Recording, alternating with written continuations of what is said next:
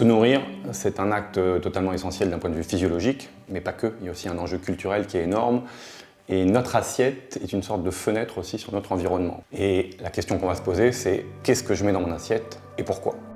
Donc quand on veut, dans notre assiette, construire un plat à base de produits de la mer, que ce soit des poissons, des crustacés, des mollusques, on va avoir 3 critères qu'on va vouloir cocher. Bien sûr, celui du plaisir. On va essayer de faire une belle recette en cuisant correctement, en assaisonnant correctement. Quand l'assiette est gourmande, on se dit aussi oui, mais est-ce qu'elle est bonne pour ma santé? Donc là, le poisson coche des bonnes cases et des mauvaises cases. Il coche des bonnes cases parce qu'il est riche en acides gras qui sont intéressants, en minéraux, en iode et aussi en fameux oméga 3.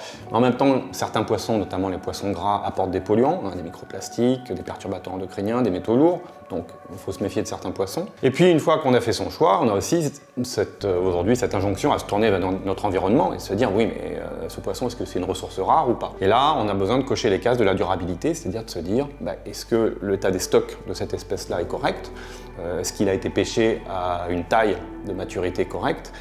Et quelle est la technique de pêche qui a permis de sortir ce poisson de l'eau? Est-ce que c'est une technique destructrice des fonds marins ou est-ce que c'est une technique qui respecte l'environnement? Alors il y a un quatrième aspect qu'on n'a pas abordé, qu'il ne faut quand même pas oublier, c'est ce qui relève de l'éthique. Et c'est vrai qu'aujourd'hui, ce dont on se rend compte, c'est qu'on se permet de faire certaines choses à partir des espèces marines qu'on ne se permettrait pas, ou en tout cas que l'on ne se permet plus sur les espèces terrestres. Quand on va, encore une fois, chez son boucher, l'animal n'est pas présent. Il est le plus possible éloigné de notre imaginaire.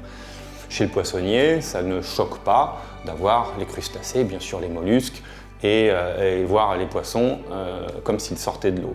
Et ça, c'est une forme de spécisme, et ça suscite bien sûr des questions qu'il est tout à fait légitime de se poser, et le débat est tout à fait légitime aussi.